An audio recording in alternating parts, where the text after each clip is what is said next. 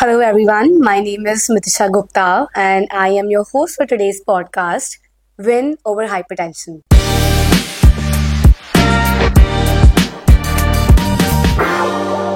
Where you can learn how to take care of your blood pressure through exclusive insights and practical advice. Today, we're talking all things about hypertension.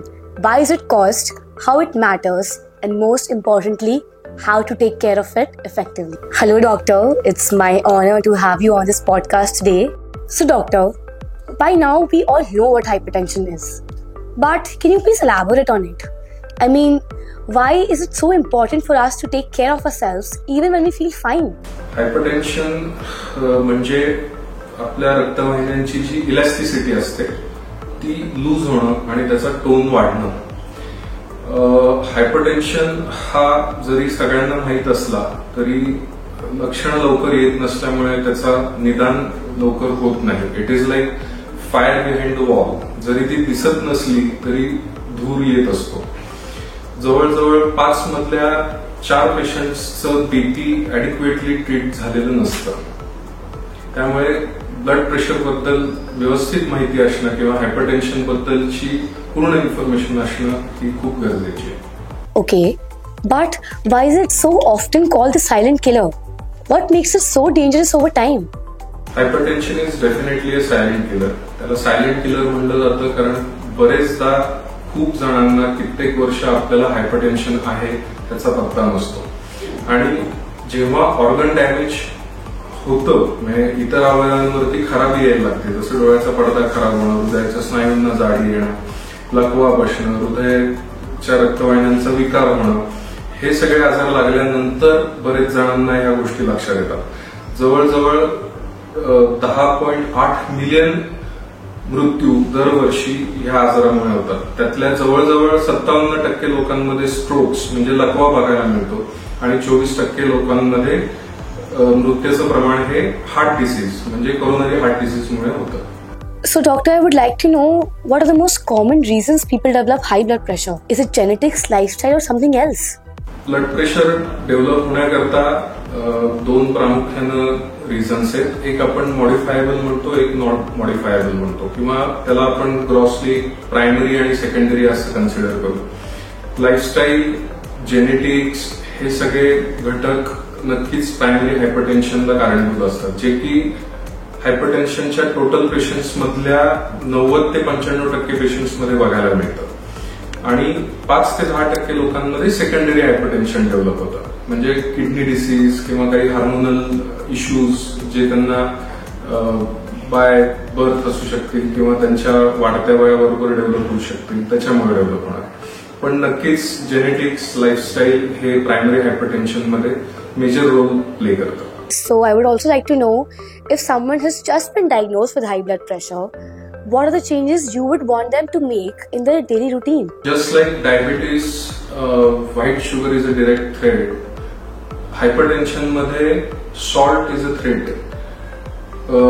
Recommended guidelines प्रमाणे 2300 grams per day पेक्षा कमी, शक्यतो 1500 grams per day पेक्षा कमी salt intake एका दिवसामध्ये असावा. त्यानंतर 2 पद्धतीचे एक्सरसाइज, जर सपोज यू आर यंग आणि इफ यू कुड डू स्ट्रेंथ ट्रेनिंग एक्सरसाइजेस तर आठवड्यातनं 2 दिवस तो करू शकता. अदरवाईज सर्वसामान्य पॉप्युलेशनमध्ये असं ऍडवाइजेबल आहे की 150 मिनिटं एका आठवड्यामध्ये तुम्हाला करायचे आहेत. त्यातले जर सपोज आपण 2 दिवस रेस्टचे पकडले तर 30 मिनिट्स डेली एक्सरसाइज करणं अपेक्षित आहे. त्यानंतर weight loss is most important aspect of controlling blood pressure. वजन कमी करणं, शक्यतो BMI 25च्या आतमध्ये राहणं ही एक मोस्ट इम्पॉर्टंट गोष्ट आहे. त्यानंतर जे असोसिएटेड रिस्क फॅक्टर्स आहेत जसं स्मोकिंग आणि अल्कोहोल, शक्यतो हा प्रकार टाळलेला बरा. ज्यांना सवय असेल त्यांनी कमी करत नेणं आणि हळूहळू बंद करण्यापर्यंत आणणं हे खूप इम्पॉर्टंट आहे. आणि last and most important is DASH, जो WHO रेकमेंड केलं होतं. दॅट इज प्रोग्राम जो diet advice to stop hypertension म्हणून आहे. हा पण गुगलवर सर्च केल्यावरती सुद्धा आपल्याला त्याच्याबद्दल माहिती मिळू शकते. ज्याच्यामध्ये व्हेजिटेबल्स, ग्रीन लिफी व्हेजिटेबल्स खाणं किंवा हर्ब्स घेणं, ह्या सगळ्या गोष्टी येतात. एस्पेशली जे फ्राईड फूड आहे किंवा जे जंक फूड आहे ज्याच्यामध्ये एक्सेस सॉल्ट असतं, लाईक बर्गर्स, चिप्स, ह्या गोष्टी शक्यतो अवॉइड केलेल्या बऱ्या. Can we say that hypertension can be treated without medication? Hypertension ज्यांना डायग्नोज झालेलं आहे आणि those who are on medicine, त्यातल्या 60% लोकांना तरी ऍटलिस्ट मेडिसिन कंटिन्यू करावेच लागतात. जसं आपण मागे डिस्कस केलं की एखाद्या वेळेस जेनेटिक फॅक्टर असू शकतो, पण ज्यांच्यामध्ये मॉडिफायबल रिझन्स आहेत की जे मॉडिफाय करून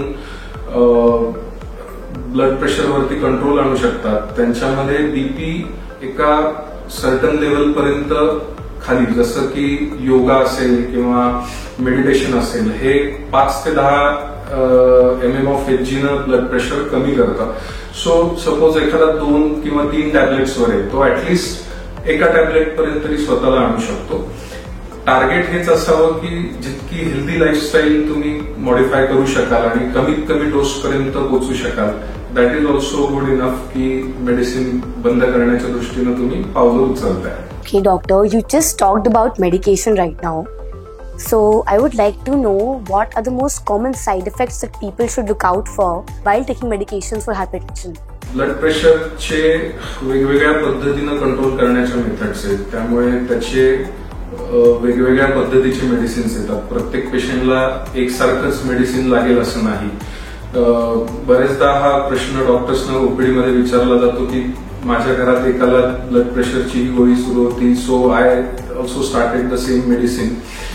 पण असं नसतं. प्रत्येक ग्रुप वेगळा आहे, प्रत्येक पेशंटची रिक्वायरमेंट वेगळी आहे, त्यामुळे प्रत्येक पेशंटला जाणवणारे त्याचे साईड इफेक्ट्स हे थोडेसे वेगळे वेगळे असू शकतात. काही मेडिसिन्समुळे थकवा येणं, तहान खूप लागणं असं असू शकतं. काही मेडिसिन्स आहेत पर्टिक्युलरली ज्यानं रात्री खोकला वाढतो किंवा फर्स्ट डोस सिन्कोप म्हणतो आम्ही त्याला, की पहिल्या डोसला कधी कधी एकदम मोवळ येते. पण काही डायबिटिक्स आहेत की ज्याच्यामध्ये लघवी जास्त लागण्याचं प्रमाण पण पेशंट्सना जाणवू शकतं. पण ह्या सगळ्याला न घाबरता डॉक्टर्स पर्यंत तुमच्या तक्रारी पोहोचवणं आणि त्याच्यामध्ये नेसेसरी मॉडिफिकेशन्स करणं, किंवा काही वेळेलाही टेम्पररी इफेक्ट्स असतात, पण ते डॉक्टरांकडनं समजून घेऊन मेडिसिन्स कंटिन्यू करणं हे जास्त इम्पॉर्टंट आहे. Okay, when you say reassess regularly, how often people should check their blood pressure and what's the best way to do it right? ज्यांना निदान झालेलं आहे, those who are diagnosed with hypertension, त्या लोकांनी आयडियली रोज blood pressure monitor करणं, at least एक सकाळचं रिडिंग आणि एक संध्याकाळचं रिडिंग घरी मॉनिटर करणं अपेक्षित आहे. Make sure that your BP apparatus is good. डॉक्टरांकडनं हवं तर एखादं रेकमेंडेड ब्लड प्रेशर मॉनिटर आपल्या घरी असावा. ज्यांना फॅमिली हिस्ट्री आहे किंवा जे फ्युचर रिस्कवर आहेत, त्यांनी ऍटलिस्ट 2 to 3 टाइम्स म्हणजे 2 ते 3 वेळा आठवड्यातनं बघणं गरजेचं आहे. जेव्हा तुम्ही ब्लड प्रेशर बघणार आहात, ऍटलिस्ट 5 मिनिटं तुम्ही बसलेल्या, शांतपणे बसलेल्या स्थितीमध्ये असावा. ब्लड प्रेशर बघण्याआधी शक्यतो कॉफी किंवा अल्कोहोलचं सेवन केलेलं नसावं अशा परिस्थितीमध्ये, आणि त्याचा एक चार्ट बनवून आपल्या फॅमिली फिजिशियन्सना दाखवणं अपेक्षित आहे. So, this marks the end of our podcast, Win Over Hypertension. I would like to say a huge thank you to the doctor for sharing such valuable insights to us. Remember, hypertension isn't just a number, it's a signal. And with right knowledge and action, it's absolutely preventable. If you found this episode helpful, do not forget to like, share and subscribe and share your valuable insights with us. Always remember, stay informed, stay proactive and most importantly, stay healthy. This is Mitisha Gupta signing off from this podcast, Win Over Hypertension.